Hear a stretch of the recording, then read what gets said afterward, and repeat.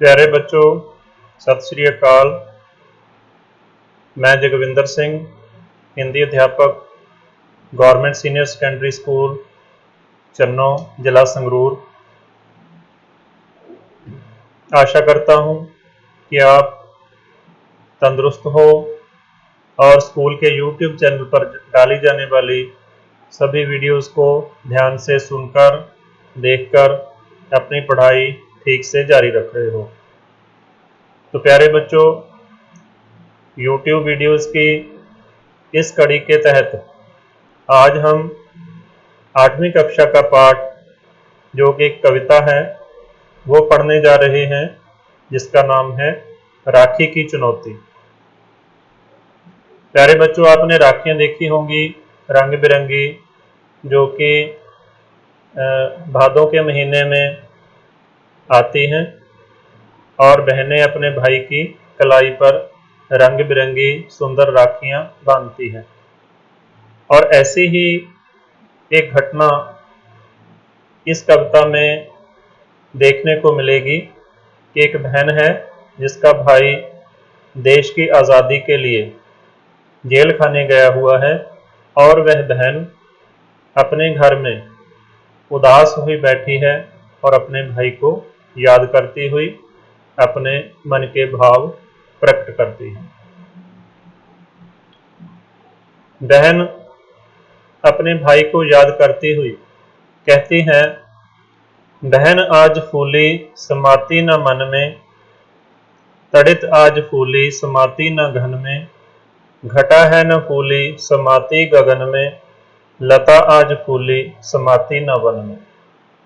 तो बहन अपने मन के भाव प्रकट करती है कि जैसे लता जंगल में फूली नहीं समाती, जिस प्रकार से घटा आसमान में फूली नहीं समाती, उसी प्रकार से राखी का त्यौहार देखकर एक बहन जो है अपने मन में बहुत चाव और उत्साह रखती है और अपने भाई को याद करती है।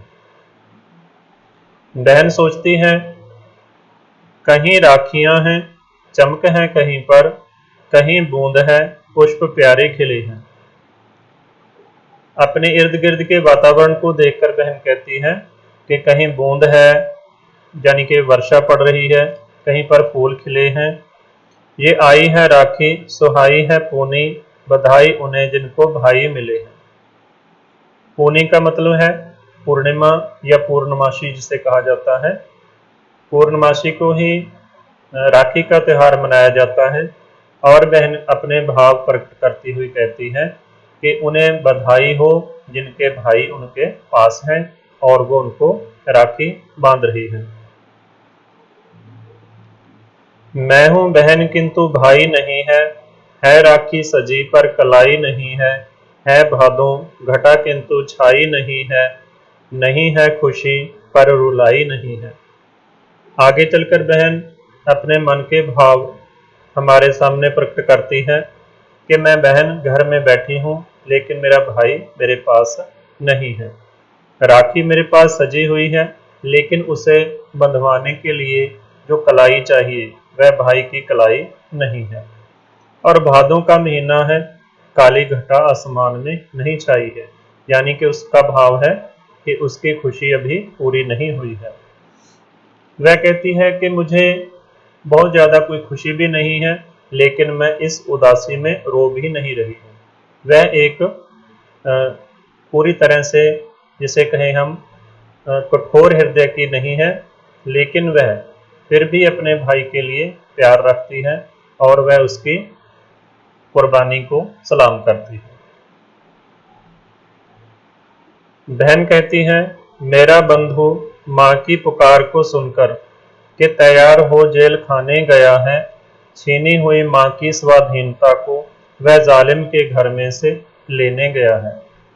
बहन कहती है कि मेरा भाई इधर उधर नहीं गया है, वह अपनी भारत माता की पुकार को सुनकर जालिम के घर से उसे लेने गया है और अपनी कुर्बानी करने के लिए, भारत माता को आज़ाद करवाने के लिए वह अपनी गिरफ्तारी देकर जेल खाने गया हुआ है।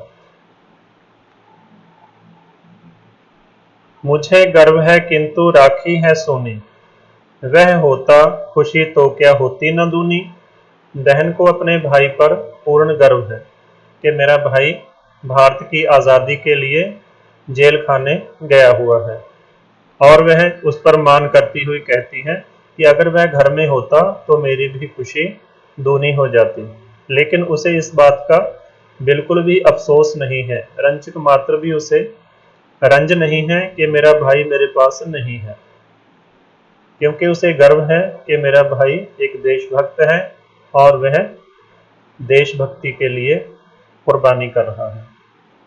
हम मंगल मनावे, वह तपता है धूनी, है घायल हृदय दर्द उठता है खूनी।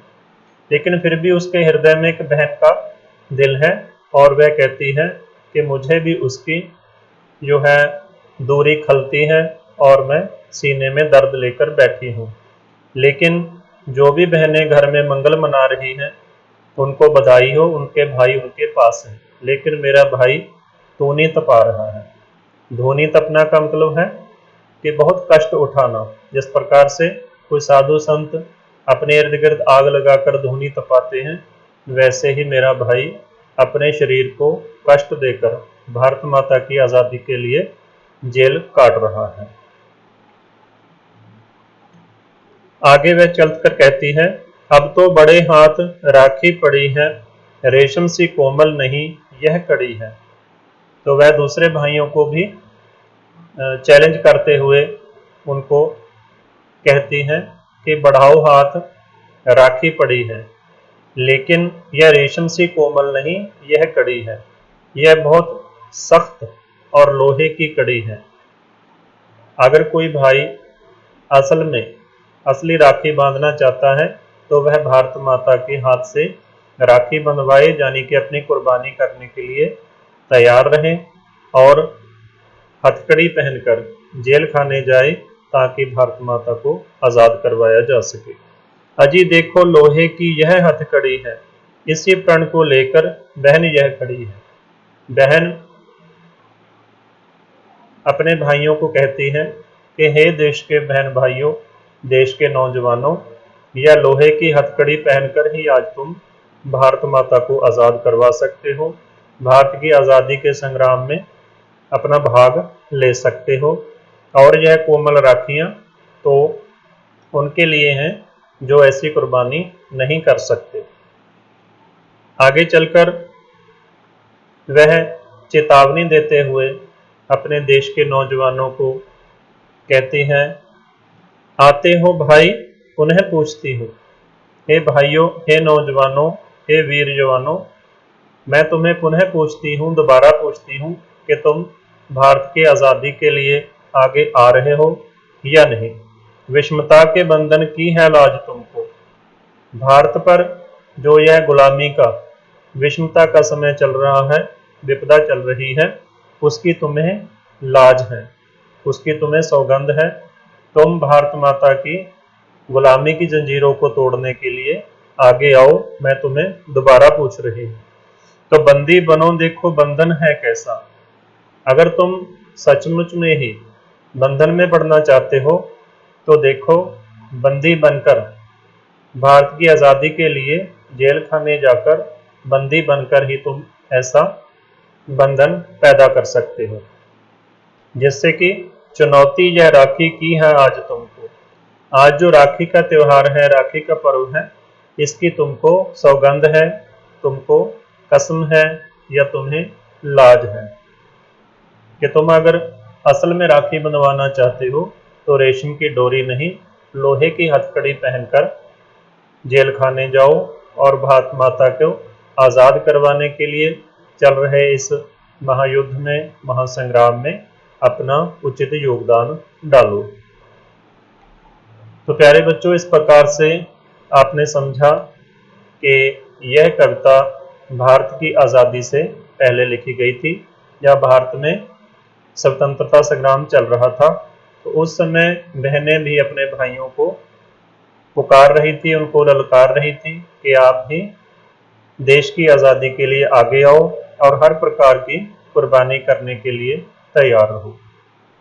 तो आशा करता हूँ कि आपको यह कविता ठीक से समझ में आ गई होगी और आपने यह कविता अपने घर में गाकर पूरे तरन्नुम के साथ पढ़नी है और इसका रसास्वादन करना है।